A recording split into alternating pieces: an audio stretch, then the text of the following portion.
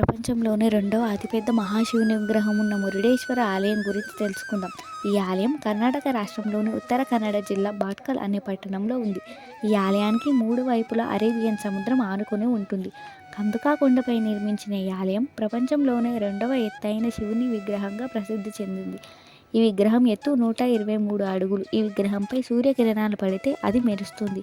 ఈ భారీ విగ్రహాన్ని చెక్కడానికి 2 సంవత్సరాల సమయం పట్టింది. రాజగోపురం 237 అడుగుల 20 అంతస్తులు ఉంటుంది. ఇక ఆలయ చరిత్ర తెలుసుకోవాలంటే త్రేతాయుగానికి వెళ్ళాలి. త్రేతాయుగంలో రావణుడు అందరికీ తెలుసు కదా. రావణుడి తల్లి కైకసి శివునికి మహాభక్తురాలు. సముద్రం ఒడ్డున ఇసుకతో శివలింగాన్ని తయారు చేసి పూజించేది. ఆమె తపస్సును మెచ్చి శివుడు ఎక్కడ రాక్షసుల లోకానికి వెళ్ళిపోతాడేమోనని సముద్రుడు శివలింగం పూర్తిగా రూపొందకముందే తన అలల్లో ఇసుకని తనలో కలిపేసుకుంటాడు. తల్లి బాధను చూడలేని రావణుడు ఆత్మలింగాన్ని తెస్తానని ప్రతిజ్ఞ చేస్తాడు. పరమేశ్వరుడి కోసం కొన్ని సంవత్సరాలు కఠోర తపస్సు చేస్తాడు. ఇలాగైతే రావణుడి కోరిక తీరుతుందని గ్రహించిన నారదుడు నారాయణుని దగ్గరికి వెళ్ళి ఆత్మలింగం రావణుడికి దక్కితే రాక్షసులు బలపడతారని దేవతలకు ప్రమాదం మొరపెట్టుకుంటాడు. తన తపస్సుకు మెచ్చిన శివుడు దర్శనమిచ్చి ఏం వరం కావాలో కోరుకోమని రావణుడికి చెప్తాడు. నారాయణుడి మాయ వల్ల ఆత్మలింగాన్ని కాకుండా పార్వతిని కావాలని కోరతాడు రావణుడు.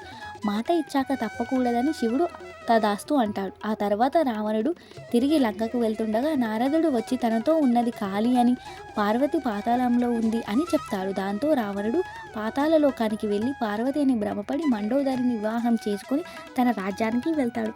ఆత్మలింగం ఏదని కైకసి ప్రశ్నించగా ఇదంతా నారాయణుడి మాయ అని తప్పు తెలుసుకుంటాడు రావణుడు. మళ్ళీ తపస్సు ప్రారంభిస్తాడు. శివుని ప్రసన్నం చేసుకోవడానికి తన తలల్ని ఒక్కొక్కటిగా సమర్పిస్తూ ఉంటాడు. తన భక్తిని మెచ్చిన శివుడు తన ఆత్మలింగాన్ని రావణుడికి ఇస్తాడు. ఆత్మలింగాన్ని తన తల్లి చేతికి ఇచ్చే వరకు నేల మీద పెట్టొద్దు అని చెప్తాడు శివుడు. ఇదే విషయాన్ని వినాయకుడికి చెప్తాడు నారదుడు. ఆత్మలింగాన్ని లంకలోకి చేరితే అరిష్టమని చెప్తాడు. దాంతో వినాయకుడు బ్రాహ్మణ బాలుడి రూపంలో రావణుడికి కనిపిస్తాడు.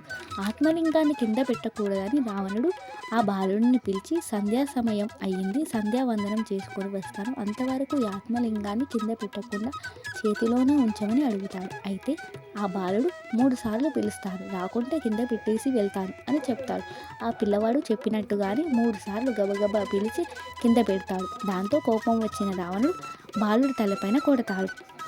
భూమిలోకి వెళ్ళిన ఆత్మలింగం ఎంత లాగినా బయటకు రాకపోవడంతో కోపంతో లింగాన్ని భద్రపరిచిన పెట్టెని విసిరేయగా అందులో ఉన్న వస్తువులు ఒక్కొక్కటి ఒక్కొక్క చోట పడతాయి. అందులో ఒక వస్త్రం పడ్డ చోట మురుడేశ్వరుడిగా మారింది అని ఇక్కడ చూపిస్తున్నారు. మీకంటే ఈ వీడియో నచ్చినట్టయితే లైక్ చేయండి, సబ్స్క్రైబ్ చేయండి.